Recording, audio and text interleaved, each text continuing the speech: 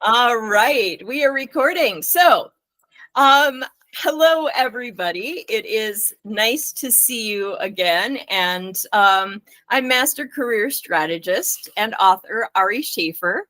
And this show is called Discover Your Calling. I'm honored to be joined by my friend and colleague, Dr. Sujata Ives. And Dr. Ives has 25 years of experience in the fields of career education, corrections, and business. Her 19 global moves, can you imagine 19 global moves through her work and the military, gave her global expertise in interculturalism, adaptability, and leadership styles. She activates success by eliminating psychological barriers through the psychosocial, cultural, spiritual model that I am so excited to hear about. This is her own Ives Neuro-dots Theory, and through an empathy ethic. She considers all of this part of work science. So thank you so much for joining me. Sure. Thank you so much, Ari. It's wonderful to be here this morning. Wonderful. Great. Okay. So let's just jump right in. I'm so excited. You have done so many things professionally. Can you tell me a little bit about your personal background? Absolutely. So everybody has a story, don't they, to tell? Yes. And I really am a proponent of the storytelling model. So I just want you to know, the viewers to know, that I am a foreign-born counselor. My parents and I came here to the United States from India. And my folks were looking for the American dream. They felt that there would be more opportunities for a girl like me, and how correct they were. Now, when we came here, there was no such thing as really in our town as multiculturalism or cultural constructs or anything like that. We landed in upstate New York, and it was an all Caucasian town. Oh, wow. Yes, and we were the only foreigners. We were the very first foreigners in our town. Oh my gosh, I didn't know that. Oh, wow. Yes, but we thankfully they accepted us with open arms. And I'll tell you a short little story. Our next door neighbor came out of her house asking us. She asked my father, she said, "I can see that you're not white. I can see that you're not black. What are you?" And my father replied, "Well, I guess you can say we're beige." And everybody laughed. And oh my gosh, that's great. Yeah, and throughout my high school years, she came to my swim meets and dramas, the plays and right. the piano recitals. And oh, that's so great. Yeah, so, they just accepted us, and I was so happy about right. that. But it was not until college that I really became less subservient to my parents. Now, they did choose my major, and wow. you have to comply. I was good at science, so they said, "We want you to major in biology," and that's what I majored in. But my professors were excellent, and they gave me great inspiration and empowerment. But living in two cultures took balance. You know, we talk about work-life balance in our Right. field, in our discipline. But for me, growing up through those formidable years, it took the bicultural balance. So I took my values that my parents gave me. Mhm. I took the value of education, certainly. And my father always said to give back to this nation, this great nation, for what it gives to us. So, having said all that, as a professional, I chose to practice through theorists, Dr. George Engel's model for biopsychosocial model that he created, and I just Fascinating. yeah, and so I expanded it to the biopsychosocial, cultural, spiritual model. Right. Right. Can you share a little bit more about that? Because I am so curious. Like, what exactly does that mean? Like, if I came in and I said, you know, I'd like to work with you, tell me about how you work. What would that model have you say? Yeah. So what happens is that in our minds, we view each other as two people right now talking to each other, engaging each Right. other. Truthfully, there are 5 constructs that make us up. Mhm. The biology of you, the psychology of you, the social of you, the cultural of you, like me, that had such an impact on who I am today, and Right. the spiritual. So the biology of you, of course, you know, we can go back to Maslow's hierarchy of needs, where your biological needs must be met. Mhm. So the biology of you is there, you know, your hunger, is your stomach growling? Are you thirsty? Do you need to go to the bathroom? That sort of thing. You have to have your needs met. And so when students come into my space, I always say, you know, do you need a crunch bar? Do you need Aw, to eat something? nice. You Yeah. know, yeah, because we just want to take care of that biological, the biology of you first. Right. And not to go down a rabbit hole, but I do have to say, like, I do social justice work at my church. And, you know, that's one of the things that we talk about, is that we have to make sure that students in grade school, you know, through high school, whatever, that they have full tummies. Because it's like, if you're sitting there starving and you didn't eat except for like yesterday's lunch at school, you didn't get dinner, you didn't get breakfast, and you're sitting there, you're starving, you're going to have behavioral problems. You're not going to be able to learn, because those needs have to be cared for first.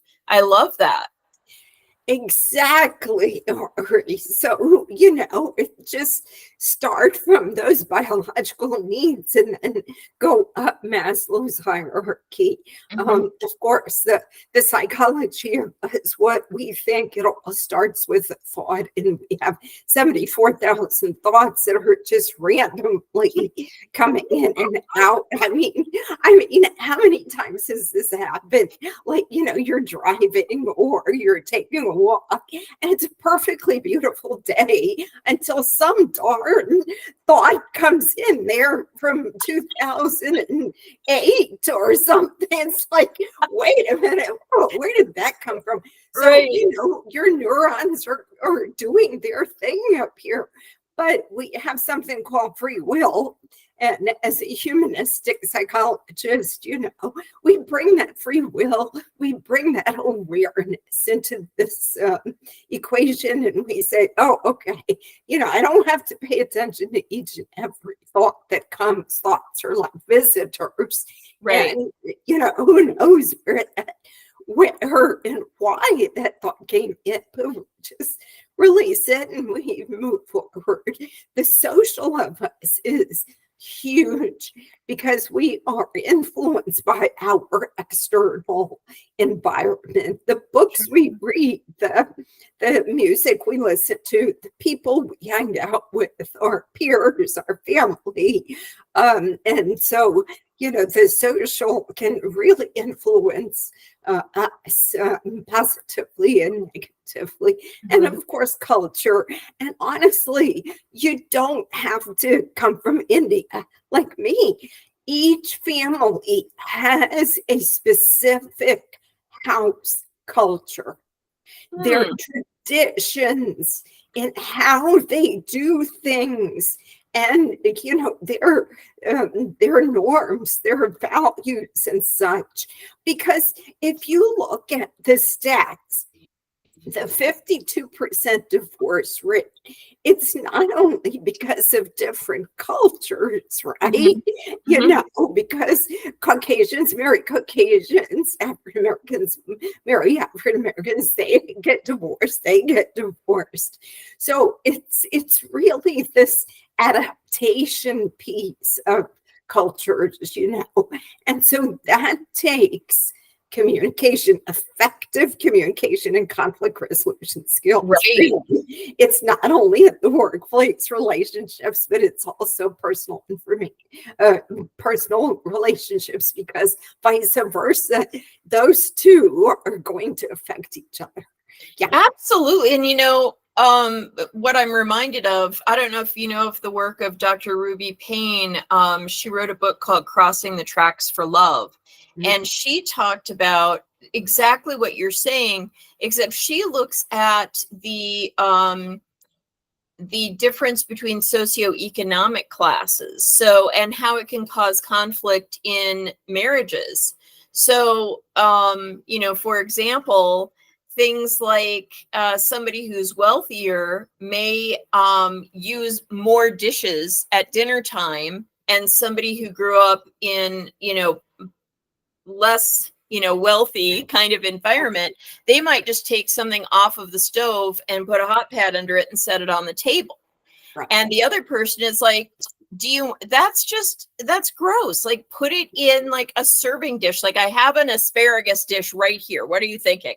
Yeah. And and it's just that they just don't even think that way, because when you don't have money, you're not going to buy all of these fancy dishes, plus you don't have the time and the energy to wash all of those dishes. And that's just a tiny example, but there's so many other examples just within that socioeconomic piece. So I imagine that there's so many facets to this. Oh my goodness, so beautifully put, Ari. SES, the class system definitely does affect the way people are growing up and how they're raised. So just a little sidebar. So in India, we not only have the class system, but we have a caste system. So in the class system, at least you could rise up depending on your goals, your dreams. But the caste system kind of keeps you where you are born in India. So you can't really rise up. So it's a whole different conversation for another time. Right, but it's fascinating, and one of the things that I love that you said earlier too is just that you have such gratitude to this nation, and I think that is a commonality that I see in my friends who are immigrants, is that there is this, oh my gosh, like this is why I can create the life that I want, is because I'm in this country. And I think that that's, I think that that's a wonderful thing that probably people who were born here, we just kind of take it for granted. We don't know anything different. And I think that having those different cultural viewpoints is such a powerful place to come from. Oh, thank you so much, Ari. And, at some point, though, I had to make decisions for me. Mm-hmm. And so, like I said, some decisions, I was very respectful as a subservient Indian girl. But for example, when it came to marriage, I was not going to have my marriage arranged. I wanted to fall in love. And so when I put it out there and I prayed for a nice boy to come my way, he did. He did. And I think I chose well. He was an officer in the military, in the submarine service. And we ended up just having a beautiful life with two beautiful girls. And yeah, and it just, thank goodness it has a happy ending. But one aspect of things that was very important to me, I had to learn English when we came here, and my parents too. And my father knew much more, but my mother, I felt like I had to help her grow, along with myself. Mm-hmm. But I'm telling you, having a goal to write a book, as I did this month, and Right. to be published is really a big deal for me, because English is my second language, and how it's activated success, and how can I pass on what I know, what I've learned to the next generation, to help them. Yeah, well, we're in a few groups together, and I always feel like what you have to say is so insightful. And I'm wondering if you can share a little bit, hold the book up again so people can see it. And if you can, yeah, I love it that there's both of those. Tell us a little bit more about what's inside those books. Sure. So anytime you have feelings that come up, whether there are desires or motivations or thoughts, whatever this is, excuse me, I want people to start with self-discovery. You have to start with me, myself, and I first. Get to know yourself really well, through your motivations, through your desires, needs, wants, everything. Before you go out there and start blaming and woe is me and things don't work out for me and all these self-limiting beliefs and such. So it always started with the self-discovery piece first. And so in the book, what we do is we present 4 essential questions. Who am I? So we give you this workbook to answer these essential questions. Who am I? Where am I going? How do I get there? And how do I stay there? So the first third of the book is you're going to do that self-work and learn how to self-lead before you can lead other people in your life, whether it's spouses or children or bosses or colleagues. You have to learn how to self-lead in order to activate success.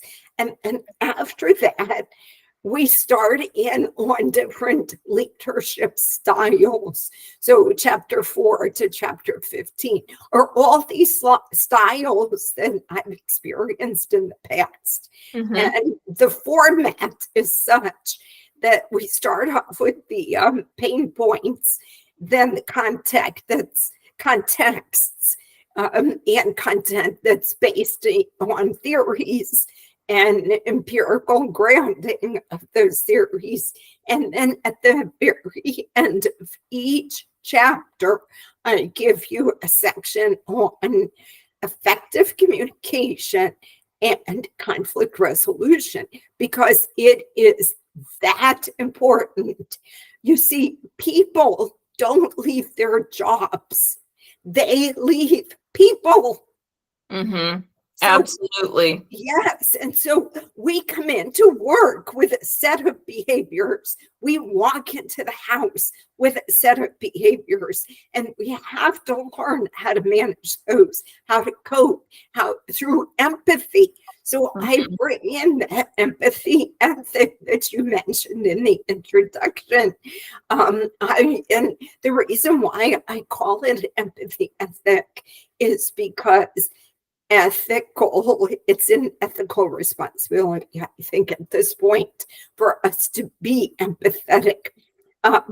I've seen so much in the workplace, people going to bosses, tattling on their teammates, not getting along in effective teams. We have to cut that out. Mm-hmm. If somebody's having an issue at the workplace, or if you're perceiving that somebody is not pulling their weight, please go to them, bring your empathy to the table and say, can I help you? I'm finished with my part. I'm finished with my work. I have a pocket of time. Can I get you started? I'm here to help. I'm not dissing you. I'm not saying that you're incompetent or anything like that. I just want to help you as your teammate, Right. And so there's a formula that I give you in this book for effective communication and conflict resolution. It's at the first third of the book. I want you to make a connection, because I'm the connect the dots doctor. Make a connection between your feelings, your values, and your stressors. So 99% of the time, the feelings that you're experiencing that are coming up from your stomach, from your gut brain, are tied to your values. Okay. The breach of the value is what's going to result in the stress. And let me give you an example just from, last week. A client came in and said, look, I love my teammates. I love working where I'm working. The issue is the lunchroom, that it's not clean. People don't clean up after themselves. So you can see, so when people talk, I want you to extract the values and the feelings that they're feeling. So then after she explained her situation, my next statement was, it sounds like you value cleanliness and orderliness. And she looked at me, she said, that's it right there. I value that. And I'm not getting that in the workplace. I said, your needs are not being met. That's it. And so, she went on. She said, people take the last cup of coffee, not make a new pot. They'll just walk away and leave the darn thing burning, and not even shut it off and stuff. So what my point is here is people leave people. So you have to get in touch with your feelings, your values, to see what's causing you the stress. And then, of course, you can problem solve from there and make decisions as to, the next steps that you want to take. And let me tell you this, it's not the Bengal tigers that are going to get you. It is the mosquitoes. I love that you said that, because my first internship was at an addictions clinic. And one of the posters that I still remember, this was decades ago, and it was such a great poster that said, I could have dealt with fighting dragons, but most of life has been stepping in gum. So true. It's just another way of saying that, but it's really, when people come to me for, help with their careers, it's very rarely, I don't like the sort of work I do. It's, I don't like the kind of work I do. And I'm like, okay, what don't you like about it? And it's like the people. It's not the work. It always comes down to the people. I did have a question for you, because one of the things that I talk to people about a lot is creating your story. So going back to that lunchroom with people not being, clean, with things not being in good order, not refilling the coffee or not making more coffee or whatever. And it's interesting because the truth of that is that somebody took the last cup of coffee and didn't make more coffee. That's the whole truth. It is not necessarily the truth that they're inconsiderate, that they're messy, that they don't care about other people, but we fill in all of those blanks in our head, and then we get angry with the other person about something that maybe is not even true. Do you find that too? Ari, this is brilliant. We all, as human beings, we come in the door with a certain schema. That schema is comprised of our beliefs, our assumptions, our biases. And honestly, if you're not aware, the brain can just really hijack you, right? Because what does the brain do? It's just doing its thing. It judges, it perceives. So, of course, you're going to fill in all those blanks, like how inconsiderate, and then you start labeling the person and say, this person is unclean and not as clean as me. So then the compare and contrast comes in and so forth. You're absolutely correct. When in reality, it might be that they simply don't know how to make the coffee. Right. Or maybe they're thinking about something else, or they just, they're just kind of, life is just kind of going past them, and they're just, their brain is full. They're not even thinking about it. So, yeah, I mean, I think that stories are just, they're so critical, but we fill in all of those blanks, and then we get mad at people, and then we have work conflict. So I love that you deal with that. And I really love that you ground it in connection, where it's like, we are on the same side. We're trying to achieve the same thing. And the problem is not you. The problem is not me. The problem is this particular situation or this particular thing. How can we work together to overcome that? I love that. That's it. We've got to work together, and especially post-pandemic, Ari. I mean, COVID really taught us that this world is very small, and we have to help each other. We can't go backwards, pointing fingers and, just those fights and right. The ego and the power and all this kind of stuff. We just have to bring in common sense and sensibility into the workplace, into our personal lives, so that we can live peacefully.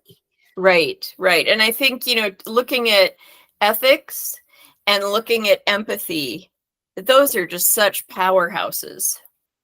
Yes, absolutely. And in the book, I term it as work science. Is what I call it. I think, developing an empathy ethic and developing conscious leadership of, how you are self-leading and your readiness for change. Also, because, we want everybody else to change, but except for ourselves, because we're just so perfect, I'm it right. If everybody did it my way, we would not have a problem. Yeah. Exactly. So, so we really have to think about this. The brain, for the brain, it's perceived. So for the brain, it's perception. Just like for a real estate agent who's selling houses, it's location. It is. So, yeah. So, this perception piece, just constantly bringing it back to the self. Like, what is resonating inside of me that's causing these feelings to come up, Absolutely. you know. Yeah. Yeah. And to not get that on other people, but just to look at the reality of the situation and then deal with that. So I have a question for you, because as you were talking, I was like, oh my gosh, like I want every career coach, every psychotherapist, every, you know, whatever, to have a copy of this book, because I think that it's going to really help people help their clients and their patients and things. Who do you feel like when you're writing it, you were like, oh my goodness, you know, I hope I can get this in the hands of, who do you feel like the audience is for this book? I'm with you. I think that this book is for anybody and everybody who works and who lives a personal life. I mean, I would love to get this in every household, in every workplace. And, you know, even though the title is Tips, Tools, and Insights to be a Leader in Your Niche, I just, the point of this is not only for leaders and managers. This book is about self-leading so that you can have effective relationships with the people around you and lead them empathetically. Right. Well, you know, we have to wrap up in a minute, but I had to ask you about something that you said earlier that I just really loved. And you were talking about, you know, how sometimes like people will just like blame everybody around them. Like, you know, that's not my fault. That's, you know, whatever. And I feel like they're trying to take their power back when they do that. But I feel like the best way to take your power back is to take responsibility and say, you know, this was my piece that I, you know, had a problem with, or even going to a person and saying, you know what, I feel like I'm making assumptions that are not accurate. Let's talk about this a little bit more. How do you suggest people approach others when there is a conflict where they can take responsibility and not feel like, oh my gosh, I'm putting my head on the chopping block? Okay, that's such an excellent question, Ari. So I would like people to go to their coworkers or their family members and simply be transparent and ask, you know, if I have a question or if I'm questioning something, how would you like me to communicate with you? Nice. Would you like me to send you an email? Would you like me to take you aside? What is your preference? And so it's so important to get to know the people that you work with, because everybody's going to have a different style, especially when it comes to effective communication and conflict resolution. Some people are going to avoid people. Other people are going to be confrontational. Other people are going to compromise. Other people are going to accommodate. You know, there's all kinds of different preferences. And so that's what life is about. We come into this space during our lifespan stages where we get really attached to our, or connected to our preferences. So just ask, you know, what is your preference? How do you prefer that we manage a difference of opinion or something like that? So one person might say, oh, I want you to come and talk to me, tell me. But some other person might say, look, you know, just give me space. Right. You know, so it's just different for everybody. Get to know the people around you. Yeah. Right. Well, and I think it's also that we need to know our own style. I mean, I think that it's such a strange thing for, like, if somebody came to me and said, you know, if we have a conflict, how would you want to work it out? I would have to think about that, because it really helps you to get to know yourself to do this work. So I love that. So, okay. So let me know, is there anything else? I mean, we could talk, you know how we are. You and I can talk for like days probably. So, is there anything that we didn't cover that you're like, oh, this is just burning, I've got to let you know about this? Okay. So to the people that are watching and listening today, I really want you to work hard on getting the ego-centered leadership style out of the picture.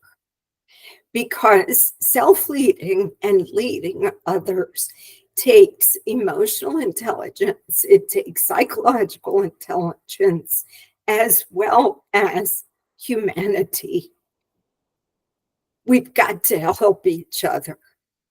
Absolutely. That's beautiful. Wonderful way to wrap up. And how can people reach out to you? How can they get your book?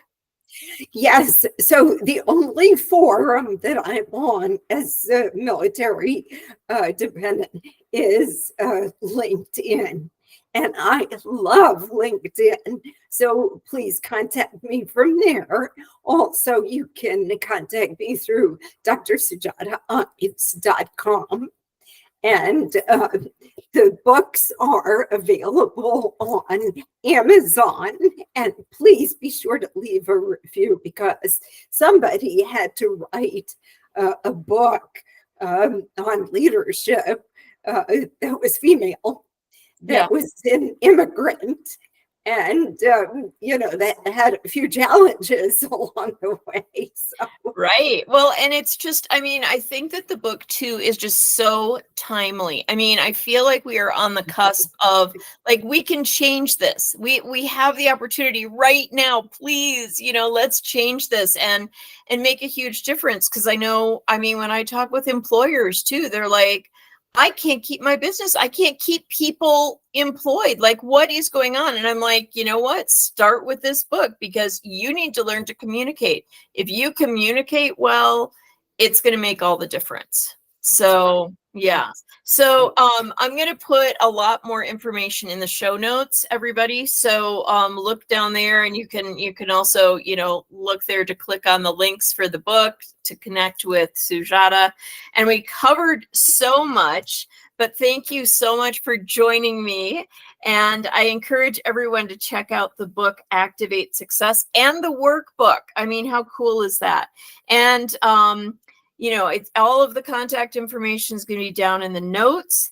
And until next time, my friends, remember to stay open to the possibilities and make room for opportunity. Take good care.